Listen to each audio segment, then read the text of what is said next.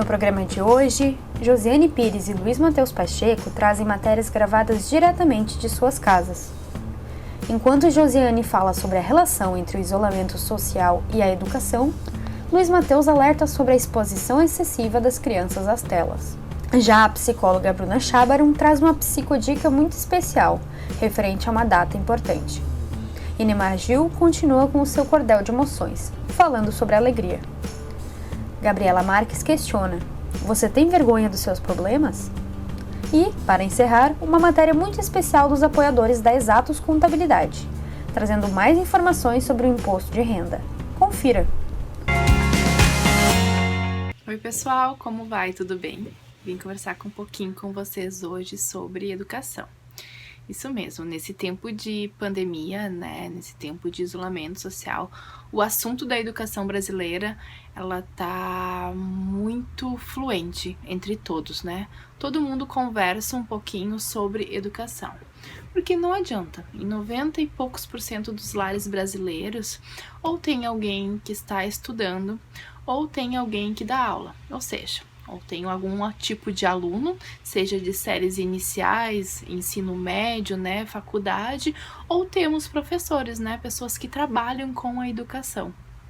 E a educação está muito delicada. Bom, estamos todos nós agora, nesse momento, nos vendo um pouquinho mais domésticos, ou seja, em casa. E isso pode perturbar um pouco. Por quê?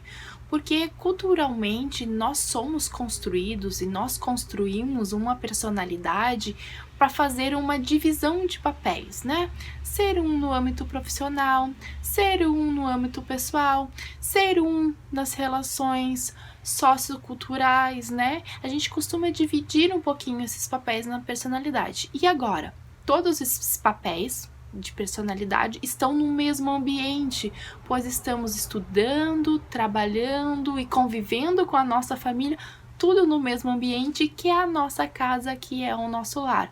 Bom, claro, que bom que estamos nos cuidando a nós e aos outros e permanecendo então a salvo em casa, Porém, realmente é muito confuso e muito perturbador estudar de casa para quem não está acostumado.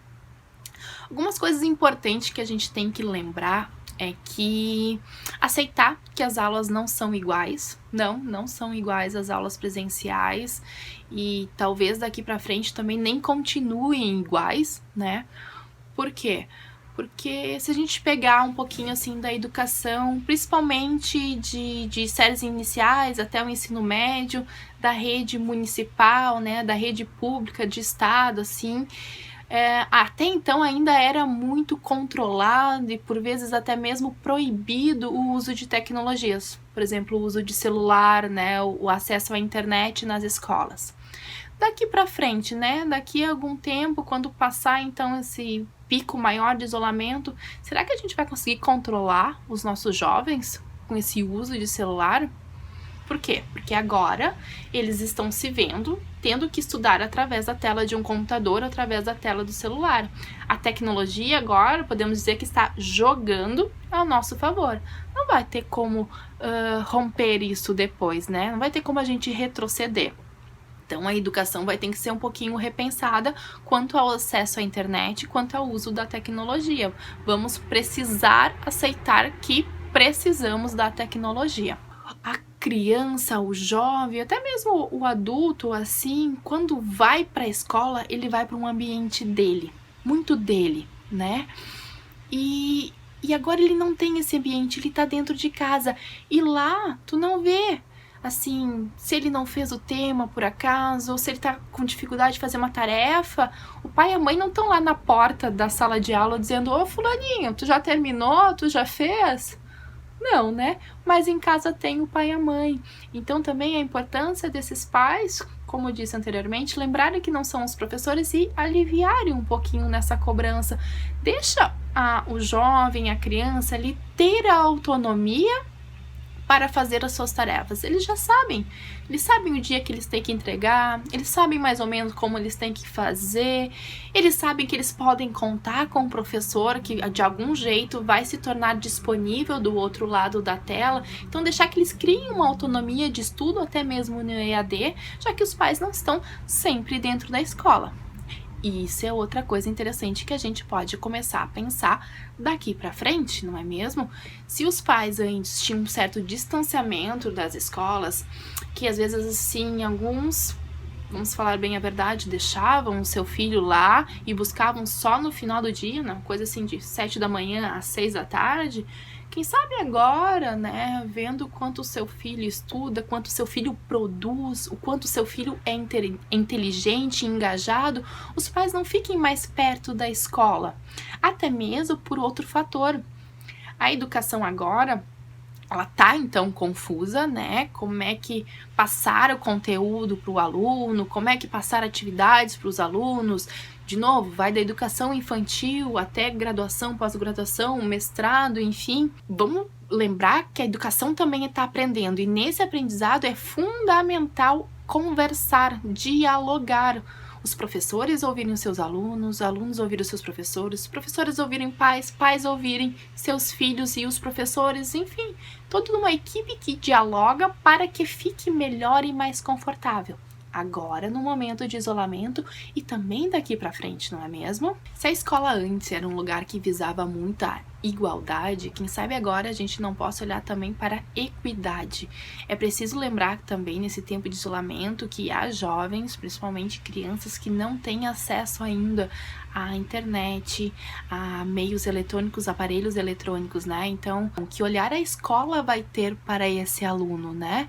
Como é que ele vai ser avaliado? Quem sabe também, num repensar da educação, esses assuntos mais pragmáticos que são ensinados durante o ano, não vão precisar também ser mais avaliados de uma forma mais branda, não é mesmo?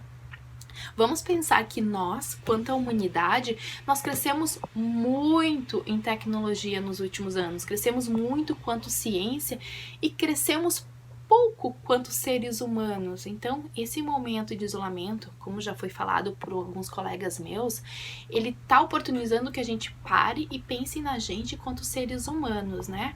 Então, quem sabe agora também não seja mais interessante aí pro seu filho, pra sua filha, para além dele aprender, por exemplo, Pitágoras, Bhaskaras, né, verbos, não seja mais interessante ele aprender sobre cuidado com a saúde, resiliência, respeito, sabe? Algumas outras coisas que também esse tempo vai nos ensinar e que seja importante para a vida dele daqui para frente. A adaptação ao novo, super importante. Se nós adultos estamos tendo dificuldade a nos adaptar a esse período novo, imagina as crianças. E que bom que elas estão tendo a oportunidade na infância, porque tem de tudo eles se tornarem adultos bem mais resilientes que a gente. Então, por fim, não tem remédio, não tem uma receita de bolo, a gente pode trabalhar sempre pensando assim de minimizar os efeitos que esse isolamento e essa pandemia vai ter na nossa vida e também na educação. Enfim, gostaria de saber também a opinião de vocês. Qualquer coisa, escrevam aqui para o nosso canal do NAP que o pessoal me entrega. Um beijo grande. Tudo certo? Dando sequência então ao nosso Cordel das Emoções, hoje eu trago a alegria, certo? E essa é uma emoção muito boa, porque você pode viver leve, feliz e sereno como deve, e sem preocupação à toa.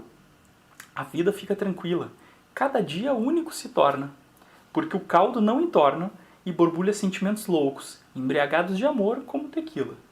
Se o corpo melhora, o cérebro se torna mais eficaz, a alma mais capaz de internalizar e externalizar sentimentos e comportamentos como a sabedoria de uma velha senhora. Não tenho dúvidas do poder da alegria, que em um sorriso se faz a demonstração física mais capaz, extraordinária e sagaz da mais pura euforia. E convenhamos, não há nada mais que não desejamos, que nessa vida tudo possamos, ser triste e feliz conforme vivamos, que não possamos viver sem que todos precisem ver nosso estado mais sagrado de alegria. E é isso. certo? Tenham todos um bom dia aí.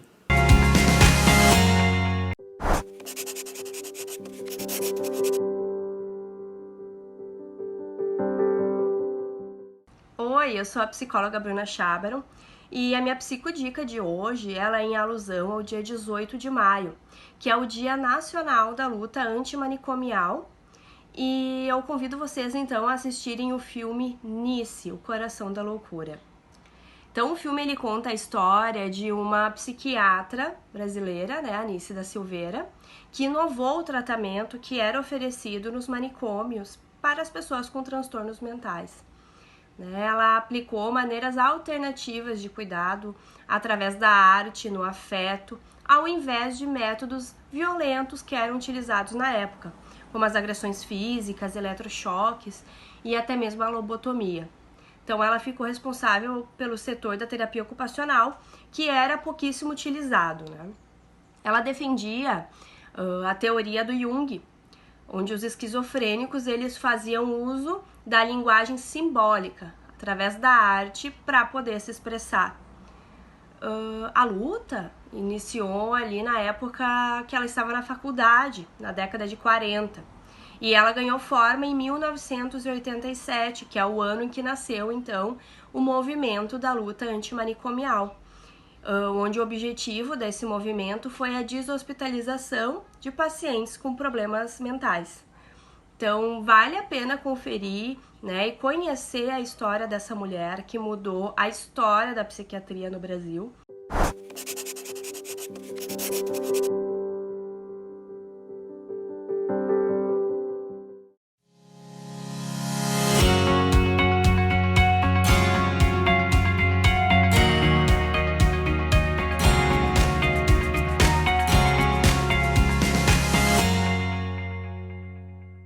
A Exatos começou de um sonho de poder ser um diferencial por onde eu passava. E foi assim que ela surgiu, trabalhando na Prefeitura de Estância Velha, onde o senhor Ivo Jacinto Baumgratz me convidou para fazer a contabilidade dele. E hoje, 30 anos depois, temos nossa nova sede em Estância Velha, com 1.800 metros quadrados, para atender nossos 600 clientes em toda a região. Convido você a conhecer a Exatos. 30 anos apoiando o empresário da região. Cursão do Fabão desde 1993, formando alunos e preparando pessoas para o mercado de trabalho. Top of Mind no segmento de cursos preparatórios desde 2016, o Cursão do Fabão conta hoje com 10 aulas para aulas particulares e cursos para pequenos grupos com até 30 pessoas. Há 25 anos preparando para a prova do Liberato, também oferece cursos para o Enem, vestibular e concursos públicos. Tudo em um ambiente moderno e acolhedor com os mais qualificados profissionais. O NAP, Núcleo de Atendimento Psicológico, é um serviço voltado para a psicologia e também para as áreas de quiropraxia, nutrição, terapia ocupacional, psiquiatria, psicopedagogia, palestras e cursos com profissionais capacitados e diferentes estilos de atendimento, pois cada um de nossos pacientes é único e merece ser tratado dessa forma. Aqui você encontra os mais modernos tratamentos que o mercado oferece, uma plataforma inovadora de realidade virtual para fobias, ansiedades e transtornos. O NAP oferece ainda convênio para empresas e o Clínica Escola.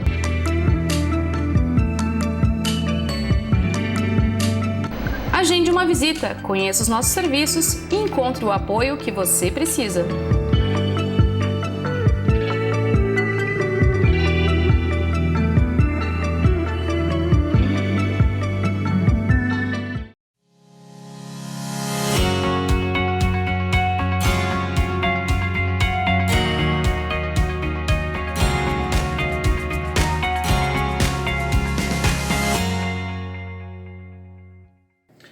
Oi pessoal, hoje eu quero falar com vocês que têm filhos pequenos e que estão aí com as crianças dentro de casa, nesse momento de isolamento social, né, que a pandemia tem impondo pra gente.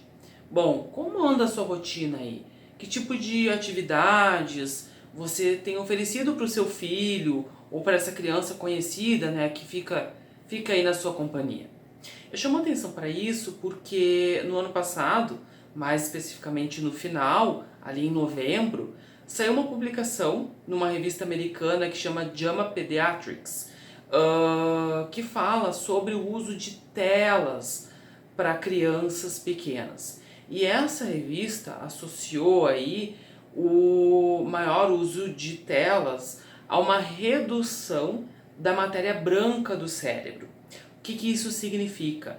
A matéria branca do cérebro, ela é composta principalmente por axônios. O que são esses axônios?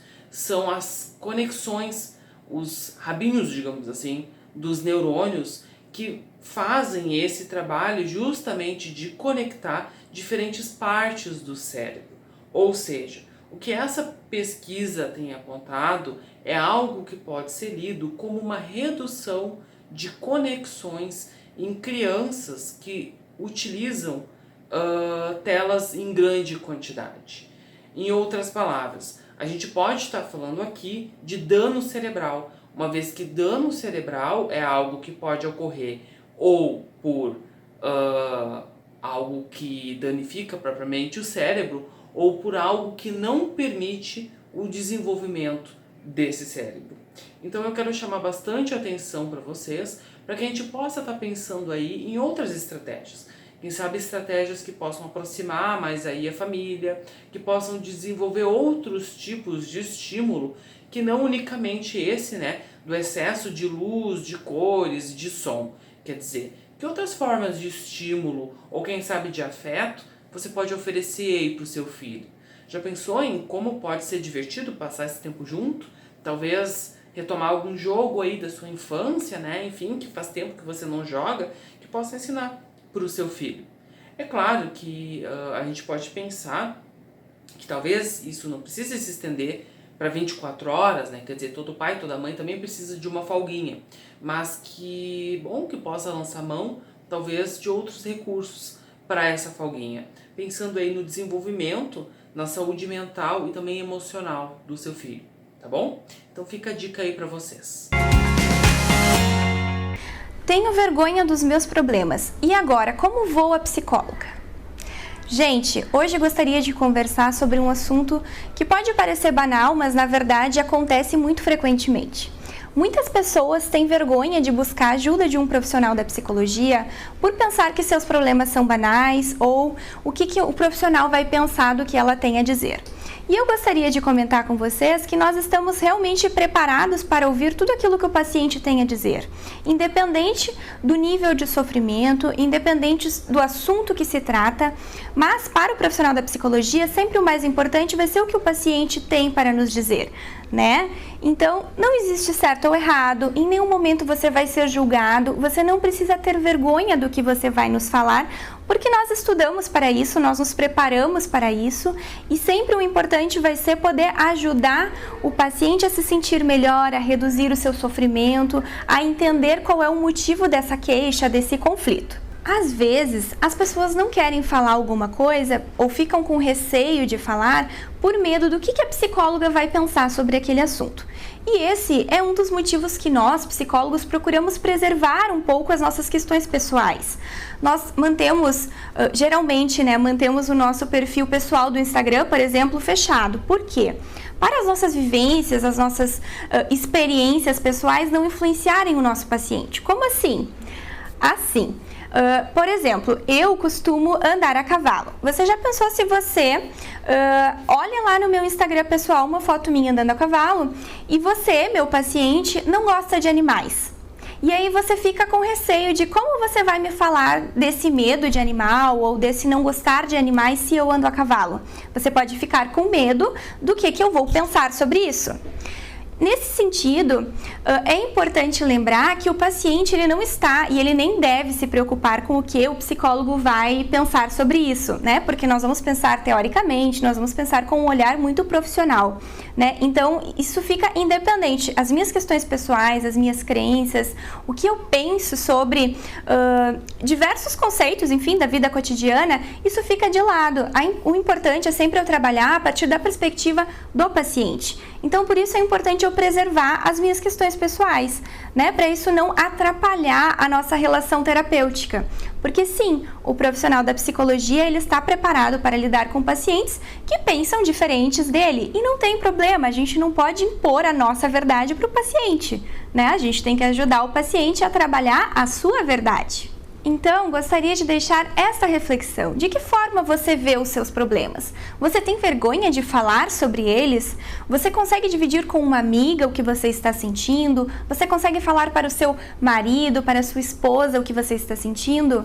Se você está incomodado aí com as suas questões, vem aqui para o NAP, nós estamos preparados e dispostos a lhe acolher e lhe ajudar da medida que for possível para você ter uma vida um pouquinho mais saudável.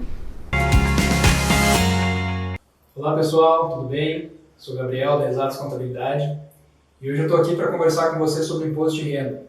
Esse ano ele está com um prazo um pouco maior, estendido, né, devido à pandemia do coronavírus. Portanto, as declarações elas devem ser entregues até 30/6, 30 de junho. Né? E quem está obrigado a declarar? São aquelas pessoas que tiveram rendimentos tributáveis acima de R$ 28.559,70 no ano de 2019. Além disso, aqueles que tiveram rendimentos isentos ou tributáveis na fonte que, somando, passaram de 40 mil, também estão obrigados a declarar. Para aquelas pessoas que têm bens ou posse e que, no ano de 2019, somados, passam de 300 mil, também estão obrigados a declarar. E, além disso, nós temos os casos das pessoas com atividades rurais. Aí eu vou olhar até minha colinha aqui. Porque para essas pessoas, quem teve um valor superior a R$ 142.798,50, vamos arredondar aí para 142.800, estão obrigados a declarar o Imposto de Renda 2019. Além desses fatores, também é obrigado a declaração do Imposto de Renda 2019 para aqueles que passaram a residir no Brasil no ano passado. Além disso, quem teve vendas com ganhos de capital ou ainda quem optou pela isenção deste ganho também são obrigados a declarar o imposto de renda. E basicamente esse ano as coisas ficaram muito parecidas com o ano passado, houveram poucas mudanças. O que a gente pode apontar que realmente mudou com relação às doações para o Fundo do Idoso e Fundo do Adolescente? Esse ano você pode doar até 6% do valor devido caso você declare imposto de renda através das deduções legais. Portanto, você pode destinar 3% para o Fundo Adolescente e 3% para o Fundo do Idoso. Isso é uma novidade para o ano agora de 2020, referente à declaração de 2019. Outra coisa que mudou é com relação à parcela, o valor que era pago para contribuição previdenciária dos empregados. Até o ano passado ela era dedutível. A partir desse ano ela não é mais dedutível na declaração do imposto de renda. É importante destacar, pessoal, que para quem teve rendimentos acima de R$ 28.559,70, engloba mais de uma fonte de renda. Portanto, se você trabalha numa empresa e ainda recebe aposentadoria, você tem que somar esses dois valores para realmente saber se você está obrigado a declarar ou não. E o que acontece se você não declarar o seu imposto de renda e você estiver obrigado? Bom, aqueles que não declararem estão sujeitos a uma multa de 1% sobre o valor devido, sendo o máximo de 20% desse valor, bem como pode acontecer também do cancelamento do seu CPF. Nós aqui da Exatos prestamos serviço de declaração de imposto de renda há mais de 30 anos. Portanto, se você ficou com alguma dúvida ou tem interesse até para conhecer um pouco melhor essa área, pode fazer contato com a gente. Estamos com valores promocionais até o final de maio e esperamos seu contato. Olá, o meu assunto de hoje é para você que é psicólogo ou psicóloga ou mesmo outro profissional da área da saúde. Nós sempre falamos o quanto é importante cuidar da nossa saúde mental, das nossas emoções, dos nossos sentimentos, né? Mas será que a gente sabe a hora de cuidar de nós mesmos? Será que a gente vai atrás de alguma ajuda profissional de um outro colega nosso? Então, sabe aquela frase, santo de casa não faz milagre? É basicamente isso, né? Nós, psicólogos, não somos super-heróis e não temos superpoderes para que a gente consiga lidar com as nossas próprias questões, né? Eu gosto de dizer que nós, da psicologia, somos cuidadores e que nós cuidamos de outras pessoas. E então, por que a gente não deve cuidar do cuidador? Porque como que a gente vai cuidar de alguém se a gente não está bem com a gente mesmo? Então é por isso que é importante você, profissional da área da saúde, buscar a ajuda de algum outro colega seu. Assim, você vai conseguir ajudar de uma forma mais interessante e com mais qualidade aquele paciente que vier buscar ajuda para a sua vida. Todos nós temos dias ruins, dias tristes, dias que nos geram mais raiva, mais braveza, dias que nós sentimos falta de alguém, dias de luto, dias de perda, né? E é exatamente por isso que a gente precisa da ajuda de algum profissional. Eu lembro que durante a faculdade, alguns professores sempre me falavam que era muito importante ir atrás de um psicólogo, para que a gente possa ali analisar aquelas diversas situações, aqueles diversos diagnósticos que a gente ia estudando, que a gente possa analisar aquelas situações de uma maneira mais imparcial, mais fora da situação.